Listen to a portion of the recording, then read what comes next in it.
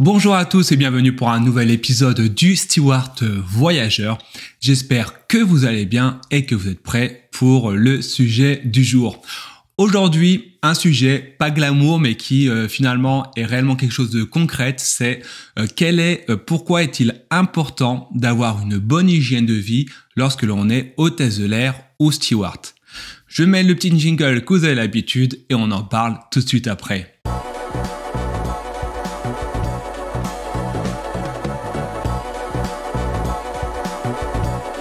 Et oui, c'est un sujet qui est franchement pas très glamour. L'hygiène de vie et l'hôtesse de l'air et la vie de steward, non, c'est pas très glamour. Et pourtant, c'est quelque chose que vous allez voir qui est extrêmement importante.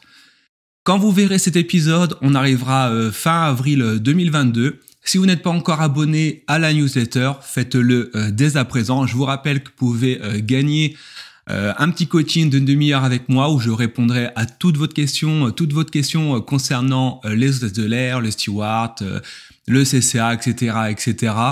Je ferai le tirage au sort à la fin du mois et puis courant mai, juin, du mois début mai, je contacterai les gagnants.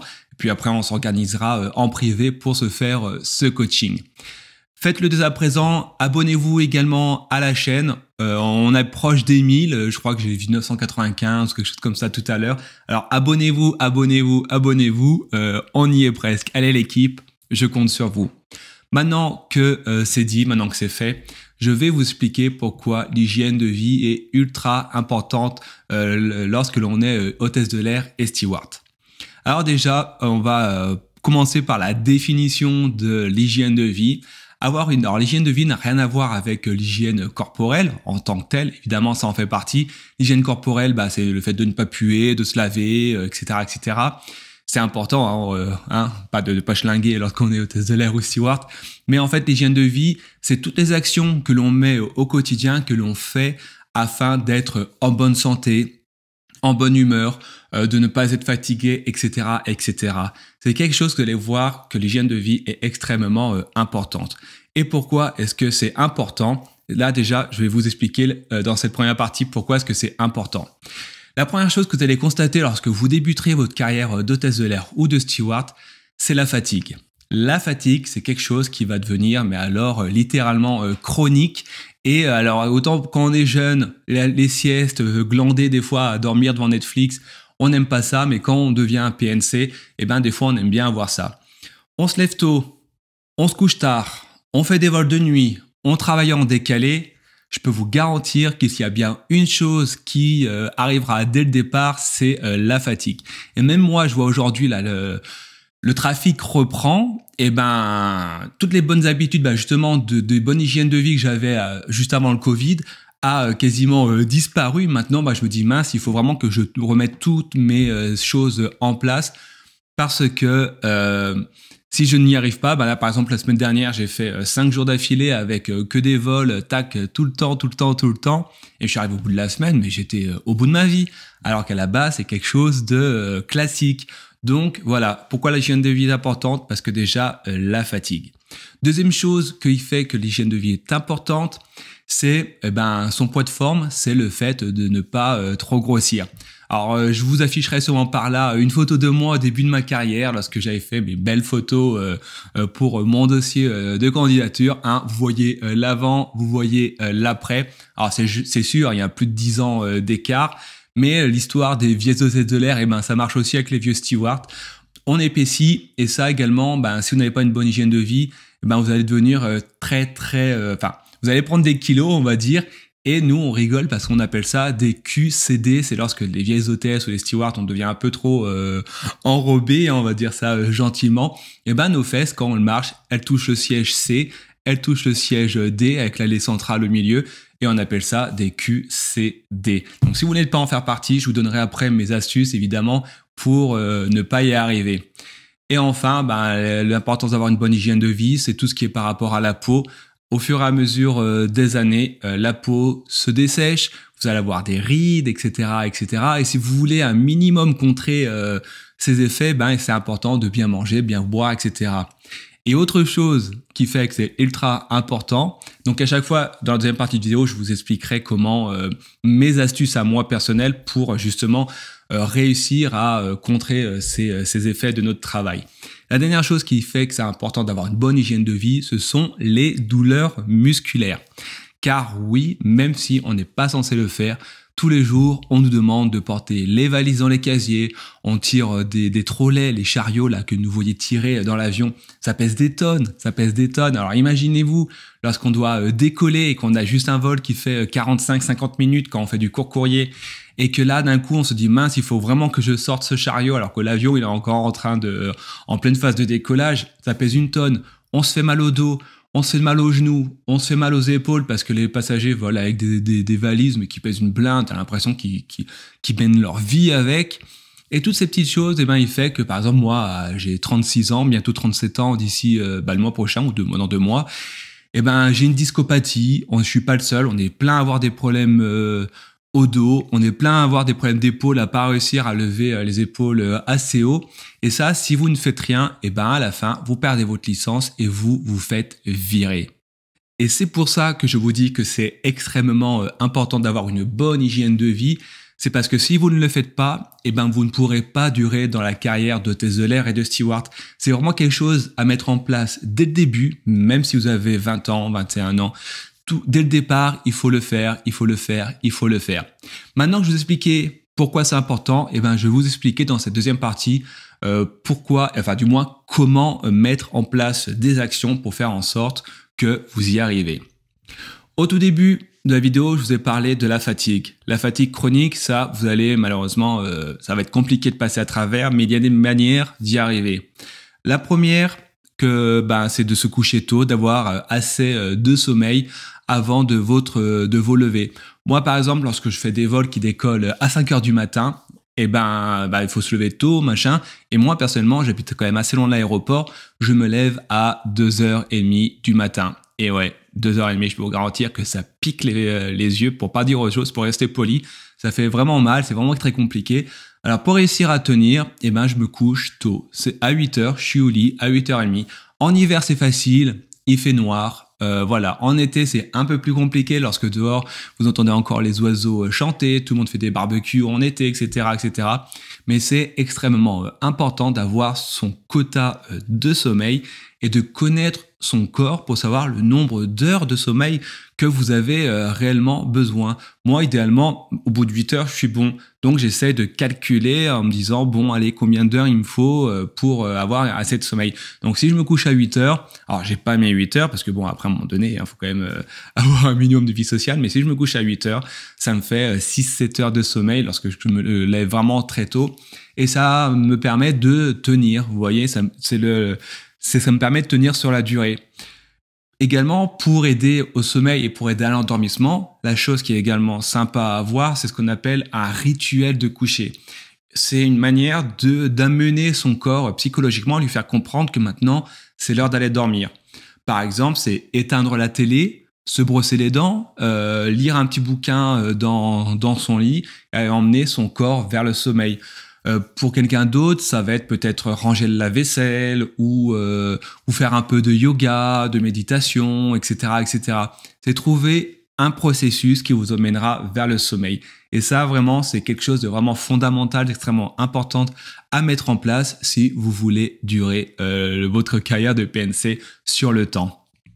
Également, je mentionnais la prise de poids. La prise de poids, bon, il y a l'âge, il y a des choses qu'on peut pas aller contre, hein, mais toujours est-il que au tout début de la carrière, on est ultra content, on dit waouh, t'as vu, la compagnie, elle me donne des repas, des plateaux repas. Alors oui, c'est cool au début de découvrir les plateaux repas qu'on fournit aux passagers, mais à la longue, franchement, le poulet tassiaki ou le houmous, je sais pas trop quoi là, on en a ras le fion. Hein, oups, j'ai dit un gros mot. Voilà, on en a juste ras la tête. Et on finit de toute façon par en être dégoûté parce qu'après, on nous donne encore des Pringles, on nous donne des chips, on nous donne ci, on nous donne ça. Il n'y a pas un vol concrètement où vous ne mangez pas. Et ça, c'est vraiment le cercle infernal. Donc, pour réussir à contrer tout ça, c'est préparer ses repas et emmener ses propres repas. Si vous faites du long courrier et que vous avez des escales, c'est pas un problème. Vous allez au supermarché avant, vous trouvez une salade, vous trouvez quelque chose d'équilibré et assez en quantité, surtout par exemple vous faites des vols vers San Francisco, vers Tokyo, etc., qui sont assez longs. Vous allez au supermarché avant, vous achetez ce qui est nécessaire pour le vol, pour manger équilibré, pour vous combler le ventre le temps du vol, et c'est cool. Si vous faites comme moi je fais du court et du moyen courrier, eh ben je me prépare, ça porte un nom, c'est du batch cooking, si je me trompe pas.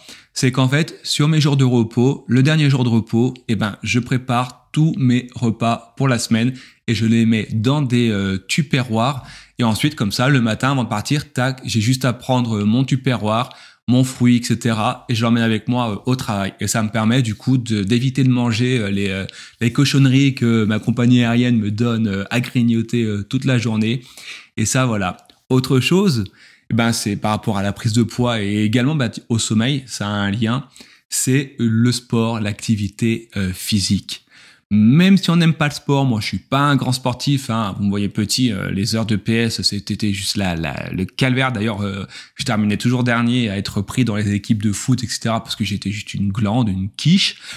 Mais voilà, toujours est-il qu'en grandissant, en faisant ce travail, eh ben, je me suis dit que sans activité sportive à côté, sans activité annexe, eh ben, j'y arriverai pas parce que ben, déjà d'une, ça vous permettra de vous sentir bien dans votre tête, de décompresser certains comportements de passagers on a juste envie de leur prendre la tête et d'éclater contre le compartiment. Mais bon, ça, on peut pas le faire. Donc forcément, on intériorise. Donc, eh ben, à un moment donné, il faut bien réussir à le défouler. Donc, premier aspect positif du sport, c'est celui-ci.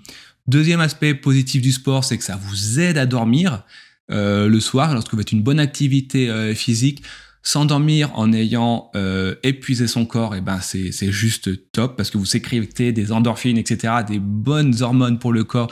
Donc, c'est important. Et enfin, bah forcément, hein, qui dit activité sportive dit également le poids. Hein, ça vous permet de réguler votre poids, de le contenir. Et si vous n'arrivez pas à cuisiner, de au moins contrebalancer cet aspect-là. Concernant le sport, également, après je vous laisserai, je passerai à autre chose, il n'y a pas de sport type à faire ou à ne pas faire. Personnellement, je fais, même si ça ne se voit pas, je fais de la course à pied et du crossfit. Voilà, la course à pied, ça me permet vraiment, par exemple, de libérer mon esprit pendant une dizaine de kilomètres quand je cours. Voilà, de libérer mon esprit, et c'est là où je trouve que j'ai les meilleures idées, hein. Et le crossfit, ça me sert plus quand j'ai envie de taper tout le monde. Et là, par contre, j'y vais comme un bourrin, surtout quand je retrouve des passagers. Ça, je vous ferai une vidéo spéciale par rapport aux passagers les plus cons, les moins sympathiques que j'ai pu rencontrer. Là, par exemple, le crossfit, à titre personnel, me permet vraiment de faire le bourrin et de me défouler. Vous, peu importe ce que vous choisissez, ça peut être la course à pied, ça peut être la marche, ça peut être le crossfit aussi, la zumba, il y a plein de trucs. Mais l'important, c'est de bouger. Idéalement, vous faites ça 2-3 fois par semaine et c'est top. Enfin, mon dernier conseil de bonne hygiène de vie que vous pouvez mettre en place, c'est comme je vous disais avant, tout ce qui est rides, etc., on peut pas faire grand chose, hein, c'est la vie, hein, on vieillit. À part la chirurgie esthétique, c'est tout ce qui est possible. Néanmoins, pour tout ce qui est peau sèche, maux de ventre, maux de tête, etc., on vous l'apprendra de toute façon que lorsque vous faites si vous faites votre CCA ou si vous êtes en compagnie aérienne lors de la formation initiale, on vous apprendra et on vous répétera, et moi je vous le répète de nouveau, qu'il est important de boire de l'eau et pas de coca, pas de café ou alors à faible dose, etc. pour permettre d'avoir une jolie peau, un joli teint, d'être en forme parce que l'air de l'avion est extrêmement sec et c'est ultra important de boire en quantité suffisante. Sur une journée de 12 heures, par exemple de 11 heures, je dois boire au minimum 5 ou 6 bouteilles d'1 demi-litre. Et franchement, je vais pas plus aux toilettes que ça parce qu'en fait, dans l'avion, vous éliminez littéralement l'eau que vous buvez. Donc, c'est ultra important à ce niveau-là de boire beaucoup d'eau, de ne pas boire d'alcool les veilles de travail. Moi, j'adore un bon verre de whisky, mais bon, je me retiens d'en boire la veille d'aller au travail. Et en plus, surtout que ça peut être potentiellement illégal si vous avez un test à ce niveau-là de l'alcoolémie. Voilà mes actions, voilà mes conseils par rapport à l'importance d'avoir une bonne hygiène de vie. Si vous êtes encore, si vous êtes déjà du moins en vol, que déjà PNC, est-ce que vous avez une bonne hygiène de vie? Quelles sont vos actions que vous mettez au quotidien pour durer, pour réussir à perdurer dans votre carrière? N'hésitez pas à me le dire en commentaire. N'hésitez pas également à me donner d'autres conseils s'il y a des choses que vous faites de votre côté et moi je serais toujours intéressé de savoir un peu plus. Avant de conclure, donc là vous regardez cette vidéo, vous la regarderez fin avril. Pour information, cet été, donc juillet-août, il y aura, alors je vous prépare psychologiquement, on a encore un petit peu de temps. En juillet-août, il n'y aura pas de nouveaux épisodes, tout simplement parce que l'été s'annonce juste terrible au niveau professionnel et que je ne vais carrément pas avoir le temps de faire des nouvelles vidéos cet été, donc je vous laisserai tranquille. Vous aurez toujours les épisodes déjà en ligne de disponibles. Vous pouvez également me rejoindre sur comment devenir pnc.com, sur mon Instagram. Si vous m'envoyez des messages, évidemment, je me ferai un plaisir de vous répondre. En attendant, on n'y est pas encore. Je vous souhaite une bonne journée et je vous dis à très bientôt.